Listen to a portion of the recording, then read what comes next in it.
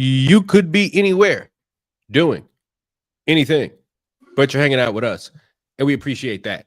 So wherever you're listening and however you're listening, we appreciate you guys for listening. With that being said, ladies and gentlemen, welcome to another exciting episode of the Gameplan Podcast. Alex Goodwin is my name. You can follow me on the artist formerly known as Twitter at Alex Goodwin TSM. Again, that's on Twitter at Alex Goodwin TSM. That's T as in tacos, S as in sangria, M as in margaritas. Kennedy Miller. What's going on, fellas? How y'all doing? Man, doing all right. Ken, all right, man. Let the folks know where they can find you on Twitter, my guy. You can find me on Twitter at _Kennedy Miller _ Again, that's _Kennedy Miller _ All right. And joining us once again, SinLawPreps.com, the man, the myth, the legend, Lamar Gafford. What's up, man? Man, I'm doing pretty good, man. I feel like right now we might have to give Cat the title of the Sass God from Jalen Ramsey. Man, you know, I was thinking about that. Like all these photos that have been going around of Karl Anthony Towns during the playoffs, especially the one where Jayson Tatum was going to the bucket and Karl Anthony Towns had his hands back like this. And somebody was like, Karl talking about not you finally going to the basket. Oh my God. Yes. The audio recordings are great. Like the mic'd up versions that they get of him are insane. I want to know this. Who in the truck is laughing? Because whoever's in the truck, like, no. Put the mic on Karl. Put the mic on Karl. Because there had to be something in some previous game where Karl didn't have a mic on and they were just catching him off mic. They're like, hey, yo, we might have something. Put the mic on Karl. You'd be like, this is going to be gold. This is going to be gold. But I tell you, he is giving Jalen Ramsey a bit of a run for his money. Like, and Jalen Ramsey has, since 2017, 2018, Jalen Ramsey has toned it down so much. That's almost a foregone era of Jalen Ramsey smacking his teeth and tasting himself in them interviews talking about Steve Smith. You tell me. Hey, no, kid, you got it. Man. I was like, because I think when that first happened, I think that was the first time I'd ever watched one of his interviews. So I'm like, this a dude that was like highly touted out of Florida State, and like he's supposed to be like one of the best DBs in the league. I'm like, oh my gosh. And then all of a sudden it went viral. But Karl has too many instances. And then when they started calling the Big Purr. Didn't he pick that nickname? No, I think he said they tried to call him that in Minnesota, and he was like, "No, I don't want that name." But it kind of fits. It kind of fits. See, here's the thing about you don't want to be in a place you give yourself a nickname that is, too rich for your blood, but then you also don't want to be Big Purr, right? Like there's a line between like you don't want to be called name yourself Playoff P, and it is something you cannot ever live up to, right? Like there is a clear line of demarcation of look at there's a clear line of demarcation of Paul George's playoff performances pre the anointing of himself as Playoff P, who was actually very good in the playoffs, right? And then there is post Playoff P, where he's shooting the ball off the backboard. And what did he go in Utah, Ken? Like 2 for 17. I know you remember that game. I believe he had 5 points. Because I think that's the night that Russell Westbrook shot close to 40 shots. 45, yes. Oh my God. And PG had 5 points in that game. I can't remember the numbers, but I'll find them. Just give me 1 second. Hey, guys, and once again, we got to thank you guys for tapping in with us on our official Gameplan Podcast YouTube channel. Once again, folks, put your questions and your comments right there in the chat. We already got one in there in the chat. Shout out to you, Mark. You never know. We might just read them off here on the show. And I said T as in tacos. I should have said T as in turned, right? Because you know who is likely turned up right now. You know who's probably on one, right? Is Big Halliburton. Right? They finally let him back in the building. Right? He off probation. Look, they got him in the building. And you notice, Ken, Lamar, he ain't nowhere near the damn floor. They like, no. We go put you up in a suite where you can't be, where you can holler and do all that you want up in there, right? You can act like you're a WW. You can act like you're Paul Heyman up there, right? Hell, that's probably why Triple H was actually at the game tonight. He saw Halliburton daddy turning up in front of Giannis. He was like, damn, we might need to use him, right? But Lamar, guys, the Pacers are up 3-1, one game away for their first trip back to the finals in almost a quarter century. So, Lamar, can I call you a bandwagon Indiana Pacers fan after everything that went wrong with the Mavs? Is that fair? I guess we can't say that. Boom, baby. Wait. Lamar said, Lamar said, when you leave a bad relationship and get into a good one, that isn't bandwagoning. So, you know what, Lamar, I'm going to give you that. Right? We didn't call Helen a bandwagoner when she got rid of Charles McCarr. You know, so Lamar, I'm going to let you have this one. So, Lamar, talk me through how the Pacers are one game away from the NBA Finals. Well, I think part of it is just they have been a resilient team, especially you look at game one when the Knicks had a pretty sizable lead and then they come all the way back. And then just game in 4 right now, they've been able to make 3-point shots. Their big three has really stepped up to the occasion in this case here with Halliburton, Turner, and also Siakam. And then you also getting some good contributions from other guys like Nesmith, Nembhard, and some of those other guys out there. What I've also noticed here is that with a Rick Carlisle-led team, he's not shy about playing a lot of players out there on the court. He has a deep bench, and most of those guys there that it could be more than one guy out there that can really step up. One night it could be Nesmith. One night it could be TJ McConnell. Another night it could be Obi Toppin, who seems like he's having the series of his life and trying to get some revenge against the Knicks. And so he has a deep plethora of guys from the bench that he can pretty much use here. And for somebody that you're facing against with a Tom Thibodeau team that really he's going to play some of his guys here 35 minutes, 40 minutes, they're able to kind of run them out a little bit more with the fresh legs that they are able to have there. And that's what I've noticed here in all 4 games in the series. Granted, yeah, game 3 was kind of a setback for them, but I felt like what Indiana did in game 4, that was the way that they needed to respond there, because they could in no circumstance go back to MSG with the series tied at 2-2. No circumstance. And they definitely did that in game 4. And I have to tip my cap off to, I guess, my new team, the Indiana Pacers. Ken? I mean, I totally agree. I think Lamar hit it on the head when he said that different guys can step up. So, like, they score 130 points tonight.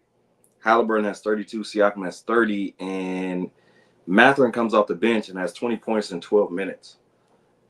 And, like, the Knicks just don't have enough firepower. And I feel like a lot of us looked at the Pacers as like a fluke making it to the Eastern Conference Finals last year. But these guys are legit. Like, Rick Carlisle has proven that he is a great coach in this league. Halliburton doesn't give like a superstar vibe, but he had over 30 points and 15 assists, no turnovers. Like, this guy is like being an offensive hub and protecting the ball at a level that few have done. And so with their ability for so many guys to score 12 to 20 points on any given night, they become a very dangerous team. And the Knicks, who, again, as Lamar stated, rely so heavily on 6 guys, right? And 6.5 with like Deuce McBride. But, you know, they have their 5. They have Mitchell Robinson or Josh Hart. They have Deuce McBride. And now, like, then they try and throw like Shamet or Campaign. They just don't have enough. And if one of those guys doesn't really have it going, then it becomes really tough for them to keep up. And, you know, if they lose this series 4-1, we look back at game one as a game they should have closed the deal on. And they would be going in the situation back to MSG 2-2 and feeling much better than being 3-1 in a situation where they've never, as a franchise, came back from. So it is very shocking to me because I didn't pick Indiana to win this series. I feel like I picked against Indiana every single round, but they keep proving me wrong. So I got to say, I'm impressed. Halliburton is moving up my rankings. He's moving up my star ladder. There's something about, I think, with a team like the Knicks have, like, on paper, we think of people like, Mikal Bridges, OG, we're thinking they have a couple of guys here, Josh Hart, as, all right, they've got good defenders, right? Mm-hmm. But not a good defensive team. They have good individual defenders, but as a unit, they are not a good defensive team, right? And it is very difficult to have your two best players that, I don't want to say they're traffic cones, but at best, I'm being kind here, they're each big-time liabilities, right? Karl-Anthony Towns doesn't play the back end, doesn't play the majority of the fourth quarter because they are abusing him, right? They're putting him out in space, and they're blowing by him. If he tries to play drop coverage, they've got good enough shooters where they can knock down jumpers, right? Huge problem, right? The starting five that they paid so much money for, that starting five is actually legitimately, like, by the numbers, at least definitely the first 2.5 games, better when, all right, they take out Josh Hart and put in McBride, or, they take out OG Anunoby and put in Mitchell Robinson, right? Like, they're better, like, when they're staggered, right? And then for a team like New York, can your best player, Jalen Brunson, like, I don't know about you guys, if there's a 24 seconds on the shot clock and he's dribbling the ball for 18 of them, right? Like, their pace is so much slower when he's on the floor, right? And when it seems like when he's off the floor, they have much better pace, much better ball movement, much better rhythm there, right? But I think we have to give so much credit to Indiana because, like you said, Ken, I don't think, like, we saw Indiana as a good team, right? Mm-hmm. Many of us saw Indiana as a team that we thought was going to be in the finals, right? No. Indiana builds in Tyrese Halliburton having the run that he's had, right? The only thing right now that I can compare it to is he's had huge moments in all three of these series, right? End of game, come back, make a play. He ain't scared of the moment, right? Like, I compare this to, like, we've had good quarterbacks in the past come into the playoffs and they get hot, they go on a run, they win a Super Bowl, right? Like, think about Joe Flacco. Yep. Think about Nick Foles. Think about Eli Manning, right? Like, I think Tyrese Halliburton is better than an Eli Manning-esque Joe Flacco-esque point guard, but you kind of get the point that I'm making there. And then with a team like Indiana is so deep because they have to be, right? Indiana ain't a place where you're going to get premier free agents. Indiana isn't a place where guys are going to be like, okay, get me out of here. Like, if a guy's playing for teammate, like, no, get me out of here, I want to go to Indiana. That doesn't happen. Like, they, in a very similar way that San Antonio has to do, in a very similar way that those Detroit teams in the mid-2000s had to do, that Milwaukee team a few years ago, you have to, and even Oklahoma City right now, but even since Oklahoma City's been in Oklahoma City, you got to draft, you got to develop, you've got to be screwed, right, with your general manager and your front office, and you got to have a really good coach. And Indiana has all of those things. Like, we used to think that in the playoffs, teams cut their rotation, kind of like Tom Thibodeau does, to like 7.5 guys, depending on the night, depending on the matchup. But what Oklahoma City and I think Indiana are showing us is that, like, now that it's going to be better to go 8-9 guys deep to really be able to make a run. You know what I'm saying, Ken? Well, you gotta have the personnel for it. Like, they have a lot of B+, B- guys that can fit in a playoff rotation. A lot of teams don't. Primarily because you said they've worked their way through the draft, they worked their way through free agency, through trades, and been able to keep guys. I mean, how long has it been rumored for them to trade Miles Turner? You know what I mean? In a situation like Pascal Siakam, I don't remember Indiana being like a rumored place for him to go, and they swooped in and got him. Right? They got Halliburton for Sabonis, who was, playing close to an all-star level in Indiana. Right? So they built this team, and now you look up and you've got a great coach again, and you've got 8 to 9 guys. Well, like, why do I have to shorten it if all these guys can play? Like, I got some good guards. I have solid wings. I have solid bigs. Like, all these guys can get this experience, and all these guys can play in this atmosphere. So why would I shorten it just because people normally do? Like, I'm going to let these 8 or 9 guys play. And that's what they're doing. And they're getting, again, 8, 10, 12, 15, 20 points. Somebody's getting that on any given night. So it's like, dude, like, how do I game plan for these dudes? How do I stop the pace that they play at? One of the things that I saw, like, Boston, I want to say, and I might mess up the stat, but like from playing the Celtics to playing the Pacers, Indiana averaged like 70 more passes a game than the Celtics did. It was something like a crazy number that New York was not going to be ready to go against because Boston had not prepared them. And you can tell, like, yeah, they'll be in the game, but after a while they can't keep up. Or they just like start getting these barrages, like the Neesmith, the game one. Like, that game, 98% of the time that game is over. And this dude gets hot. All it takes is a missed free throw, and they game the dudes in overtime. And so I'm pleasantly surprised by what's going on, because like you said, Alex, I never at any point had them as a championship contender. I always had them as a tier 2 team in the Eastern Conference. Right. And I just think, to add even into this here, like, I think in the terms of roster construction, this Pacers team kind of reminds me of a little bit of the 2011 Mavs in a way, where you just have a bunch of guys. Now, obviously, that Mavs team had a lot of vets.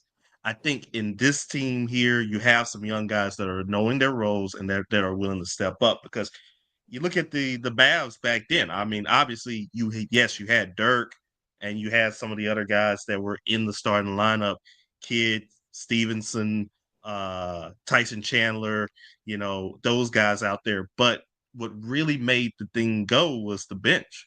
One night it could be Jason Terry popping off for a good night. Next night it could be Peja Stojakovic popping off for a good night. It could be JJ Barea that could have a good night or something like that. Brendan Haywood could actually have a decent performance out there as a backup center. And so it's just those little things there that really, you just don't know where it's coming from in all that case here, where if those 3 guys, Siakam, Halliburton, and Turner, if let's just say they're probably giving you, let's say 65, 70 points or something else like that, really all the other guys really have to do is probably give you about 20, 25. And if one of them does that, that's pretty much an automatic win at that point. And the Pacers have been able to take that to their advantage. And again, it just continues to show here why Rick Carlisle is very underrated as a coach. And, I'm glad that he's getting his I guess it's his redemption arc, basically. The wild thing about Rick Carlisle, like, Rick Carlisle been coaching in the NBA since he had hair, right? And since I was a little boy and hadn't grown into my features yet, like my facial features yet. Like, Rick Carlisle been here for a long time. Like, he took those Pistons teams to the conference finals, and then they fired him. And the next year they went a title with Larry Brown in a very sort of Tony Dungy, John Gruden type of way, right? ends up with the Mavs. They win a title there, right? And then the wildest thing for him is like what? He doesn't win a playoff series for over 10 years. And now he's like on the precipice of taking a team back to the finals, right? And I think Ken Lamar, I don't know how if y'all will feel me on this. It feels like if the Indiana Pacers were an R&B group, they're not Jodeci.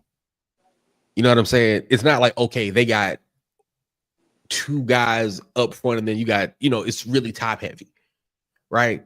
This is much more of a, they're not boys to men because they don't have a Wanye in the group, right? But a much more balanced group of guys where it's like, okay, you can sing lead here. You can do the backgrounds, but you can sing lead here too. You can do a little bit here too. You normally sing backgrounds. We can give you this second hook or this bridge right here, right? Like it's a really good, like solid group of dudes. And we think they're going to end up matched up with Oklahoma City. Like that appears to be what we think is going to happen here. Mm-hmm. And I think all year I've thought Oklahoma City was a team to beat out West. Like once we got closer to it, I got real sure and real confident in that, right? Because not only like that defense that Oklahoma City plays is going to travel, right? It's like you think about a team like the Baltimore Ravens with Ed Reed and Ray Lewis and those guys. It's like good defense, strong running game. That's applicable every single place that you go. Right. But like switching gears to the Western Conference Finals, if you're a team like Minnesota, I still think that they're missing a guy. Like they've got Ant-Man. They've swapped out Karl Anthony Towns for Julius Randle, the bull in the china shop. And they're still kind of hitting up against that glass ceiling, right? I think they need a third guy, right? Mike Conley at this point, a little too old to be that guy. Dante DiVincenzo isn't quite good enough to be that. Rudy Gobert, there's a ceiling on what he can be, especially if he can be played off the floor given the matchup. Mm-hmm. They need a third guy. Or, you know what I'm saying, Ken? Well, I mean, it starts with their two best players can't shoot 20 points when they're down. I mean, 20. They can't shoot 20 shots when they're down 2-1 at home, in a game that could tie the series. Like Julius Randle can't have 5 points on 7 shots. Anthony Edwards can't shoot 13 shots, only shoot, 1 shot in the first half or something crazy like that.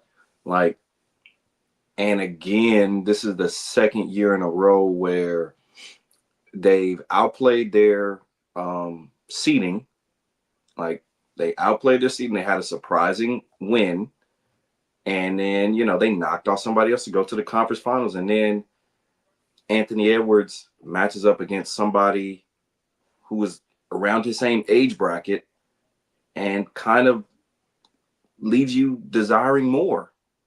Like, yeah, there's great highlights and there's this and there's that. But, like, when are you going to take the game and, like, take the game over? And so he's saying, like, well, I was making the right play. Yeah, I get it, but no. Like you just have to. He has to be better. Julius Randle looked like he checked out the game early. Like he looked like he wanted no parts of the game. Not because I'm not saying he was scared, but I don't know what was going on. But he did not look like he wanted to be in that game whatsoever. And so it starts with those two. I do agree that maybe they do need a third piece. That can kind of help them. Nikhil Alexander Walker had a heck of a game. And you can make the argument, last night, they scored 123 points. Yeah. So, like, it wasn't like they were, like, struggling for buckets. The problem was OKC's big three combined for, like, 90-something or 90 points. Like, those big three scored more than James Harden, Russell Westbrook, Kevin Durant scored in any playoff game together. Which is crazy. That's insane. It's insane. And so, like you said, they got a 90-point output from their big three, but they're also guard like Lou Dort. I don't know how many times I've seen him like generate an illegal screen because he's fighting over screens. Like, that's the thing. Everybody is like so willing to switch, and you got one guy that's not like, I'm not going to get switched. I'm fighting over each screen. And so he's disrupting everything. He's disrupting everything for them. And so I will say Anthony Edwards is 23 years old. Like, he's had a lot of success, but he's still a very young player. And so there's still a ways that he can go, and he has not fully reached his prime yet, we hope. And so, I do think that at some point he will take the next step. Maybe they probably do need to make another roster move. You and I feel like a lot of people were surprised to see Karl Anthony Towns get traded, and we didn't know if this would work or not. They had success, but clearly there's still a ways to go from their best players and also from the team side as well. Yeah, exactly. And by the way, the crazy thing is, Alex, yes, the Pacers were an R&B group. Remember that time that George Hill and all of them looked like R&B singers? Oh, you talking about the time George Hill dyed his hair and looked like Cisco? Yes. Yeah. What was that? Paul George, Roy Hibbert, David West. Yeah, like you talk about the oddest looking R&B group. I'm like, so yeah, they look strange. And as I'm thinking about that, Lamar, you have me thinking about the time that Draymond Green, speaking of R&B groups, did a Drew Hill on Sabonis's chest. Oh, Jesus Christ. We talked about this before the show, Ken. And Lamar, I don't know if you have seen the clips. And Mark in the comments actually sent me the video like 3 weeks ago of the parent who had his son doing Drew Hills as a punishment. Ken, I am just saying, instead of the corporal punishment that many of us were subjected to, we need to break the curses. We need to break generational curses, right? And intergenerational trauma, right? Ken, you get them boys. Look, your guys that ain't practicing right. They miss study hall. Ken, cut track 3 on. Cut that tell me on. You got 400 Drew Hills before you touch a basketball. And you better look, you better be on rhythm, and look, and them legs better be off the ground. That don't sound like a bad idea.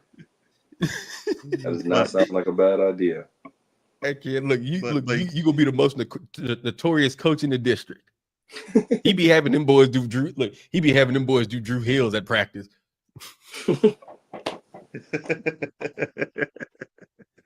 But yeah, going back to the OKC Minnesota. I mean, you look at Game 4, and Minnesota did everything right. They did everything that they were supposed to do. They shot over 50% in the ball game. They hit their threes very well. I mean, everything that they were supposed to do. But the problem was OKC just did everything else better. And that's just pretty much it right there. And like you said, you're probably going to have to get that third guy that can probably help you out there in and doing something there, because Ant's doing all he can, and we saw what he could be able to do, like in Game 3, to be able to kind of will a team here and to be on the side when everything is going right there. But to take some of that pressure off of him, that's probably going to be something there. And I'm interested in seeing what is going to be their next move coming up here, because I don't think Minnesota is going to panic or anything else like that. But I feel like, again, they're just going to need to continue to build this thing going here, because if they want to have some staying power in the West, because some of these other teams now, they're getting right there too. And I know Minnesota would at least like to be ahead of some of those teams for at least for a good minute. I think the thing where Minnesota is that they're at a spot where I feel like Oklahoma City was a year or two ago, probably last year, right? Where they need to get over that hump, right? Like, but Oklahoma City has done in the last 4 or 5 years. I think what this should really tell people is that this tanking nonsense is not what you should be doing. Right now, of course, after they traded Paul George, after they traded Russell Westbrook, they weren't winning for a hot little minute. They were 22 and 60 one year, 24 and 58. Right, like they weren't good, right? But they built and built and built, and they got Shea, and Shea's gotten better and better and better and better, right? And as he's gotten better, the team around him has gotten better, right? Jalen Williams, well, the Jalen Williams is, right? Lou Dort developed, right? Into like you can call him a Bruce Bowen-esque type of 3-and-D guy, right? They make shrewd moves. You get Caruso. The biggest move, I think, last year, right, was going and getting Isaiah Hardenstein, right? Like, to me, that was the biggest move, right? It gives them, like, Honest Abe is tall. He ain't particularly big, right? So they went and got a dude who, as my granddaddy used to say, ain't lighting ass, right? They went and got him, right? And so now they are as rough and tumble as they are defensively. And then you got guys who, when you need to get a bucket, and we've been talking about this all year, in the playoffs, when you need a bucket, when your team is hemorrhaging, right, or you're down 12, 15, all right, we need to get this lead, cut this deficit down to 7 or 8. Here's the ball. Go get a couple of buckets. Like, just let us tread water for a hot little second. Or, you know, we've had a 10, 12, 15-point lead. The other team has brought it back down to 4 or 5. We need a bucket. Shea, get a bucket to get to the line. And he can do it. And he will do it. Right? Like, that's one of those things that comes from continuity, player development. So, like, as an organization, let's be honest, over the past, 6.5 years? Like, Oklahoma City has been building to this moment since the night they traded Paul George. Well, I would even take it a step further and say since they traded Russell Westbrook. Like, that was the same summer, right? Yeah. Yes. I believe so. Because was that 19? KD left in 16. 16. Well, yeah. KD joined the Warriors in 17. So Russ won the MVP that year. They got Paul George that offseason. Paul George played that year. That was the Utah series, 2 for 16, 5 turnovers. Oh, you looked it up? I sure did. 5 points, 6 turnovers. My apologies. Paul George throws a little boat party, says that he's re-signing, that he plays another year in Oklahoma City. That was the year they got damed. Bye-bye. Yes. Then that summer, because Kawhi. That was the year the Rockets lost. And I remember we did a podcast and I said that there is no other move that they can make. They've maxed out their team besides maybe trading Chris Paul for Russell Westbrook. And they did it. And then they ended up trading Paul George that July 4th night. So that trade, then the Paul George trade. So like the point that I was making was like you brought up the way that they went about it, but you got to think the way that they went about it, a lot of people have not had that much star power to gain those assets from. Like, they didn't draft Shea. They got Shea because they traded Paul George, and they only gave up Shea because they were getting Paul George and Kawhi Leonard. And so they stumbled upon a superstar. Well, I think we can, like, we're not GMs, we're couch GMs, but I think we can agree the number one thing that you're trying to get when you're building a team is the superstar. Once you get the superstar, you just got to build the right pieces around it. And to their credit, they got all these draft picks. And you know how I felt, especially when Danny Ainge had them in Boston. I've always wanted to leverage them for whenever a star becomes available. But to their credit, they've kept them and they drafted a Kason Wallace and they got an Isaiah Joe and they were able to use a couple to get Caruso and the Jalen Williamses and the Lou Dorts. And so now, kind of like how we see from Indiana, now they got 8 or 9 guys that can play in a playoff rotation. And I think the thing that we talk about with Minnesota in terms of like they need to get over the hump, I think the difference between them and Oklahoma City is we could very well look at Oklahoma City and say, Chet is too small. They need a big. They might need another perimeter defender. And they went and addressed it. Like it was clear cut. They need a big. Go get Isaiah Hardenstein. They got Alex Caruso, another point of action defender. And so now they can guard you. They have a superstar that can score. He gets fouled. People don't like the foul baiting. It's a little annoying, sure, but he's getting to his spots, and he's tearing it up. And so, like, we talk about Minnesota and the way that they can improve, but also I got to look on the flip side and say, well, they are going against arguably the best team all year long, and like, it wasn't close. Like, it was like them in Cleveland. And so, like, yeah, there are steps where they need to improve, but like, if we really look at the totality of this year, are we surprised that Oklahoma City is doing this? No. That's what they should have been doing. Anything other than this would have been a disappointing season for them to be the number one seed 2 years in a row and not at least make the conference finals. Would have been a disappointment. And even this year, they're even better than they were last year. Correct. As the one. And like, and I think you're right, kid. I think at some point the Minnesota Timberwolves, and this might hurt Minnesota fans out there, they got to just tip their cap, man, and say Nas Reed. That's what you going to You do. Nas Reed. Nas Reed. Hey, we gonna have to start. We gonna really have to make that a thing. I'm gonna start just telling people Nas Reed everyone. How y'all doing today? Right? Yeah. But I mean, as a Lakers fan, I had to tip my cap. Like, I can't sit up. I could sit up here and say that, you know, maybe we shouldn't have played 5 guys for 24 to 48 minutes. But Maxi Kleber. You don't want to hear the takes that I had about Maxi Kleber, like, that were not on air. But I do. I was actually excited when they put him in the game. But I did. What? Oh no, we gonna have to stop him. Matter of fact, it does make sense because like 3 weeks before the playoffs started, Oklahoma City, the Warriors were playing the Lakers. And I was like, bro, they don't have a big. And Ken, this was much like your Chetty Osman take. You were like, it was Kleber. And I was like, and I'm reading the text and I'm having deja vu to when we was back in college and you was talking about Chetty Osman. And I want to be like, do you know he was trolling?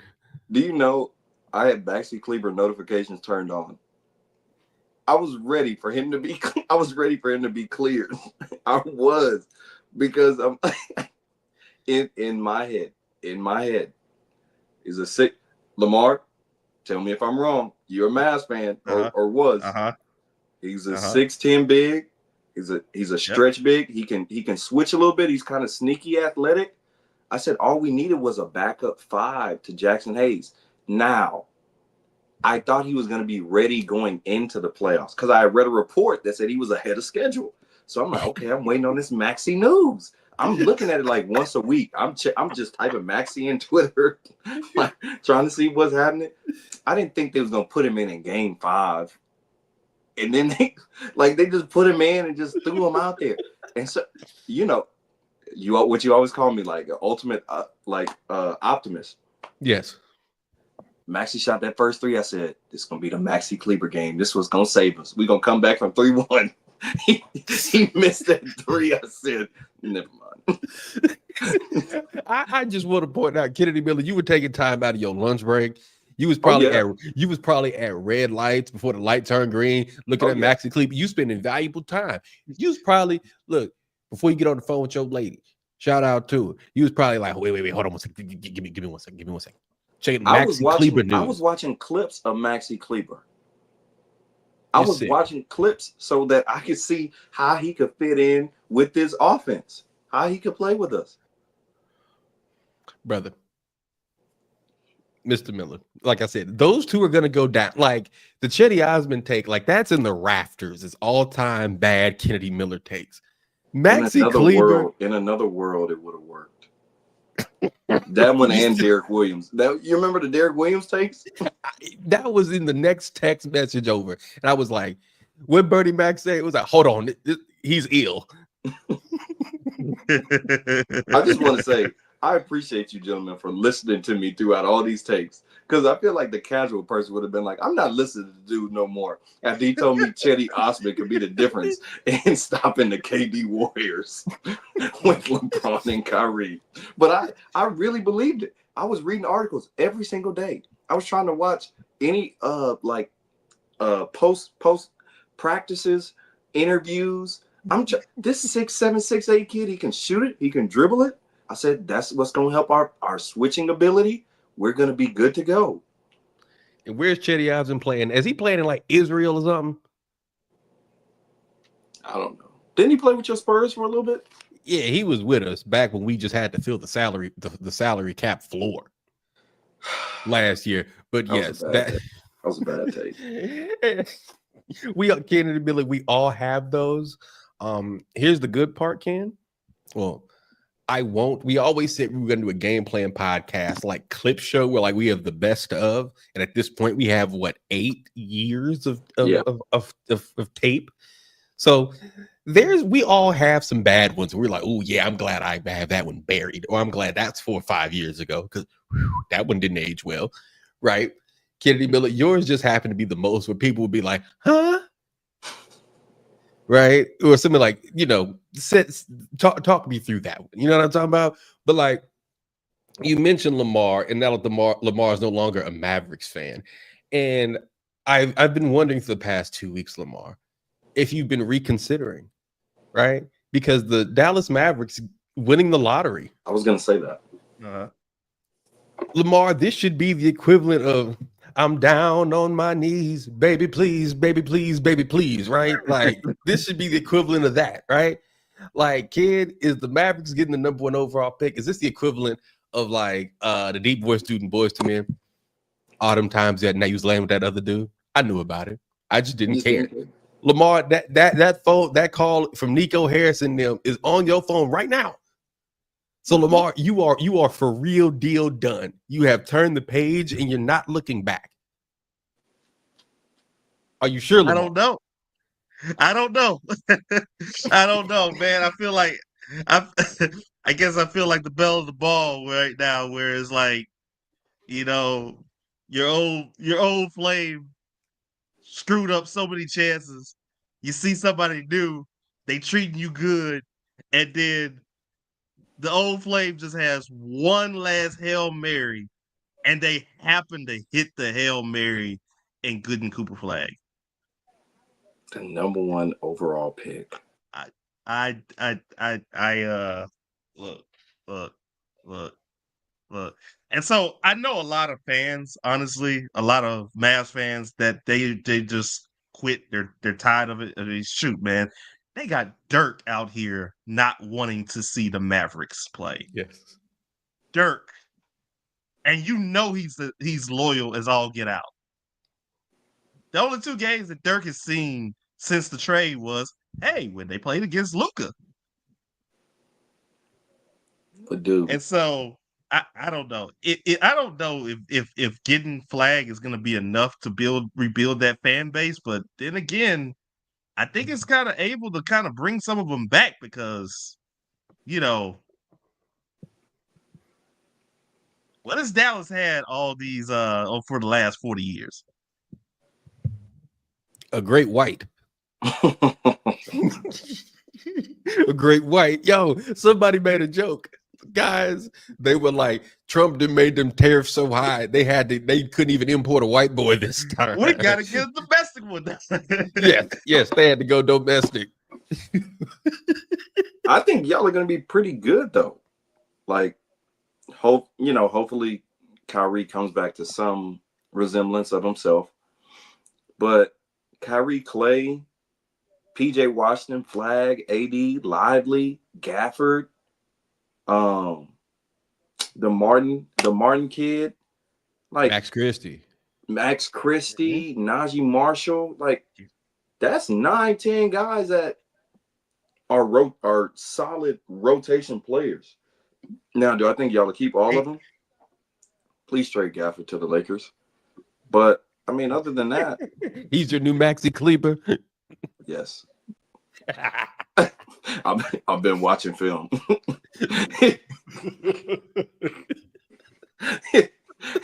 Y'all y'all don't need to stockpile all them. You just got a number one pick. He can't come off the bench. So, like, but even if you don't, I mean, that is a team that is, at least if they were fully healthy this year, they would have been a problem in the West. Right. But, coming in the next year with a number one pick, and he doesn't have the expectations of having to carry a franchise with two guys that have been, I'm not going to say the lead, but they've been co-stars on championship teams. Man, that is a great situation to be in. I think it's in the NBA. Yeah. Dallas has, like, given the fact that I don't think Kyrie Irving's going to play much next year coming off that torn ACL. Sure. Right. But you've got, what's the window? We mentioned before the Cooper Flag thing that their championship window was right now. Right. Cooper Flag getting there doesn't particularly change that window because Anthony Davis, old. Kyrie Irving, old, coming off a bad knee. Right. PJ Washington, Gafford, and Lively are good pieces, but those aren't your linchpin guys. They're great in their individual roles. Good pieces, right? Good complementary pieces, right? But if you're going to build this around Anthony Davis, Kyrie Irving, Cooper Flag, your window with those three guys as your top three it's right now. Yeah. It's right now. Right now. Now, go ahead, Ken. Go ahead. Well, I was just going to say, but what you're hoping is that there is no huge drop-off. Like, obviously your best case scenario is to win a championship next year, right? But if you go to the conference finals next year and you don't get it done, and maybe the next year after that they move on or they retire, you're hoping that at least Cooper Flag can get a couple of years with a good team that's got playoff runs so that when they drop off, he's ascending. All you got to do is add pieces around him, and it just keeps this 10-year playoff run going, where hopefully he's making the playoffs 7 to 10 years in a Mavs uniform with a chance to win. So, like, in a similar sort of way to the it didn't, well, I don't know how you can't consider something that's successful that won you a title at some measure, right? Like the two timelines thing that the Warriors were doing. Like, ultimately, all of the young guys that the Warriors tried to develop, short of Moses Moody, either have been traded or Jonathan Kuminga. None of us believe that guy is going to be back. Correct. Right. That ultimately didn't work for them. Right. But you're going to try something a bit similar again, only with one guy, though, because you're only doing this with that guy. Right. Just one. And it is so interesting that getting that number one pick, given what could be out there this summer, the Mavs ain't for a second considered trading that pick. Because I think I think Nico Harrison has learned his lesson. And I say that because, look here, the fact that they got the number one pick after they gave Luka away, after Kyrie Irving blew his knee out, and the whole team just went down, right? Them getting the number one pick is a result of one thing, guys. That's the work of a praying grandmother. That is the work of a prayer warrior. Okay, and Ken, Lamar, we all from the South. We have been in those old Southern Baptist churches. We have been in Greater Antioch. We've been in Shiloh Missionary Baptist Church, right? We've been in one of them churches where they saying, "I love the Lord, He heard my cry," right? Or when the choir, one of them old churches where the choir, when service start, the choir just ain't in the choir stand. One of them old churches where the choir march in down the front. Nico Harrison, grandmama, is in one of those, right? This ain't nothing but a work of that, right? This ain't, He's learned. Miss Gertrude, Miss Maybelline has told him that, look here, boy, whole lot of folks been praying for you. Whole lot of folks had your name in their mouth when they go talk to the man upstairs, right? You don't mess this up here. Y'all wouldn't trade that number one pick? If I was San Antonio? If I'm Dallas. They're not going to do it. If they still had Luka, you could talk yourself into doing this. But now, given I mean, Lamar, it's weird. Lamar. You 1 foot out, 1 foot in. Lamar, would you consider going back? Like, would your dalliance with the Mavericks now be done if they was like, nah, we want Giannis? Traded for Giannis. Whew, man. See, and the thing is, I could see it. I can see why would you want Giannis, but the thing is, now you are really putting yourself in a win now situation where everything has to go right. I think with Flag, you do have a little bit of room for, you have a much bigger room for error, obviously, because we all know that Anthony Davis is gonna may or may not get hurt, but also you do have the young guy here that can really take over and all that. And so AD can be your best player for the next, let's say, couple of years and all that. And then whenever he has the opportunity of getting that chance, I mean, then he can slide in as your top guy. And so that's just something there. So it's gonna be interesting. I mean, but in a good situation right now, guys. I mean, I got a team that's almost getting ready to the finals, and then I got my other team right here that's just, they basically got themselves back after royally screwing themselves up. I don't know why. I don't know. I don't know how to feel right now, man. Hey guys, you know what song Lamar has had on repeat for the last several days, possibly weeks? What's Lamar, up? I think you've had the bridge of Doing Just Fine by Boyz II Men on repeat. Because oh man, I ain't gonna lie, Wanye killed that, right? What did he say? And I ain't missing you at all. Just as sure as my name is Wanye. That's what Lamar is playing right now. I just know it, Lamar. I can feel that just radiating off of your spirit right now. Lamar, you're not done. You're not done with the Mavs. I don't believe it. I'm not. I can't get off that narcotic. I can't get off that narcotic. I know you can. Kennedy said, as somebody who smokes rocks myself. Man. Kennedy said, as somebody who has a 20 rocker right here off screen. Come on. For another Dallas team. Anyway, I ain't never seen us at a number one pick. If we stumbled on the number one pick, it don't matter what happened the year before. It don't matter.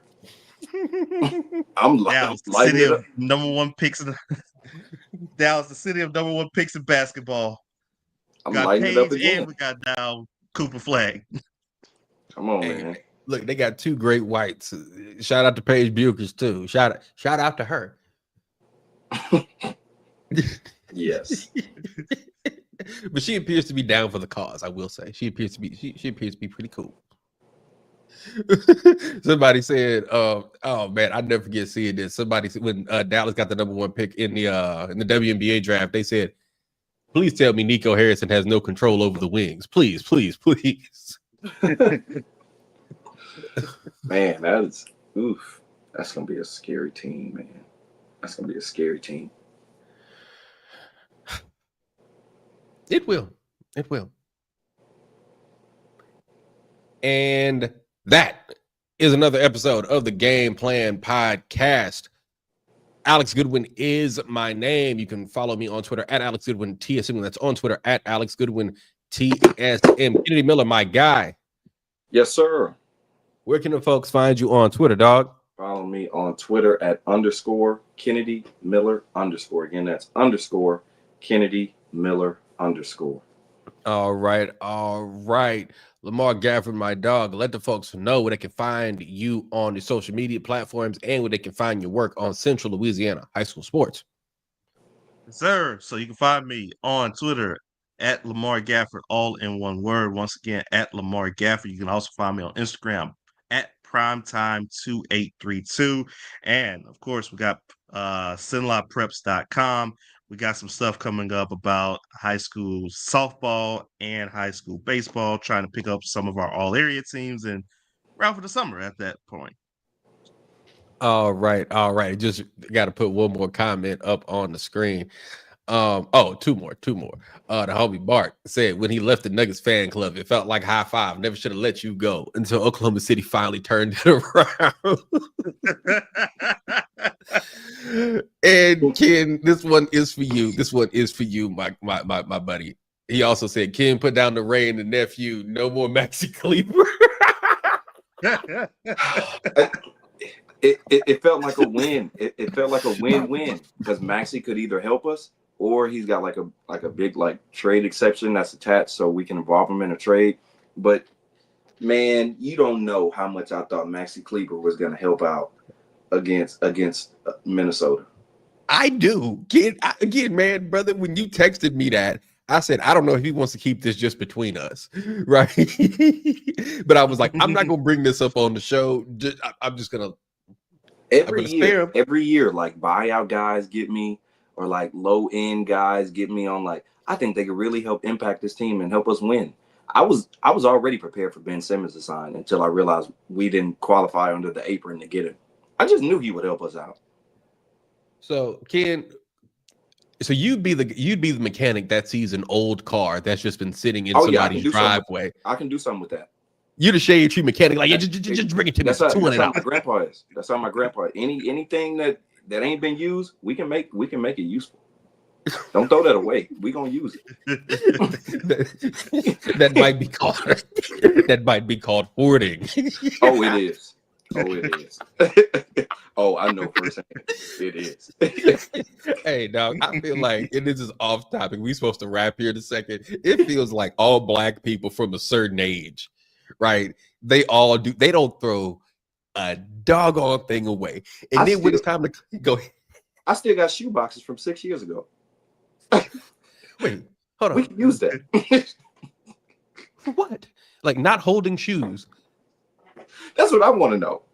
If they're not, wait, hold on, because I know I keep all my shoe boxes, but there's shoes in them. No, they in the garage. Just empty. Just empty. Ken, your nephew is 6-7 months old. He ain't got school projects for another 10 years. Come on. What the hell? One day I'm gonna go in there and do an inventory. Hey, his things in there. I noticed it in there since I was a kid. Bro, I got don't one feel worse bad. thing. What's up, Lamar? Don't feel bad. I was packing up my room from school. I had some old Amazon boxes that I hadn't used in a minute. Used them Amazon boxes as part of my cleanup crew. I get that. It's just it's some of the things in that garage I know that's not useful anymore for no reason. Hey, see, dog, like old black people just hoard.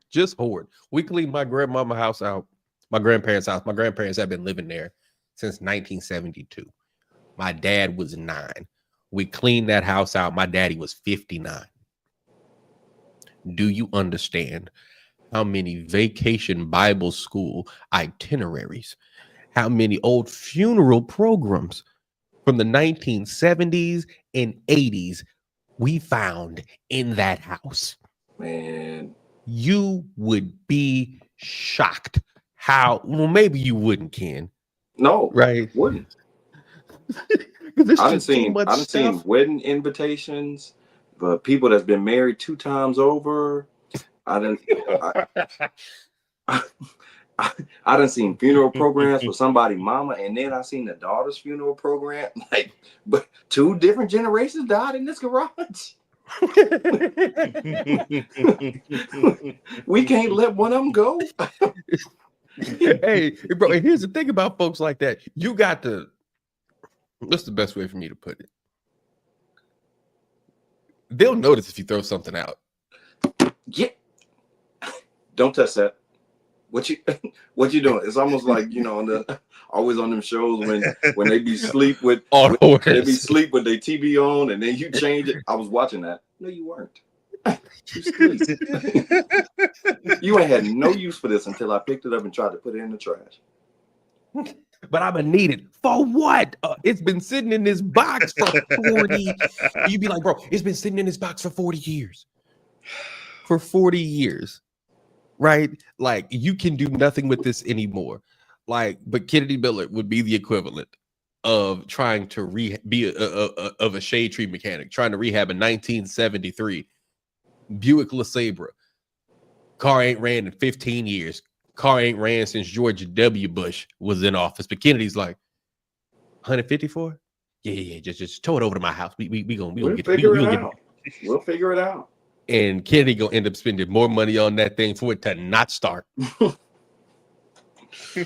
Oh man. That's what Maxi Kleber is, a 1973 Buick LeSabre. But don't forget, guys, this is the Game Plan Podcast. Also, don't forget to like, share, and subscribe to our official Game Plan Podcast YouTube channel, where you guys have graciously watched and participated in this here live stream. Again, follow the Game Plan Podcast on Instagram @_the Game Plan Podcast. Again, on Instagram @_ the Game Plan Podcast. Wherever you're listening, however you're listening, we appreciate you guys for listening. For Kennedy Miller and Lamar Gafford, my name is Alex Goodwin. This has been the Game Plan Podcast. We will see you guys next time. Y'all take it light.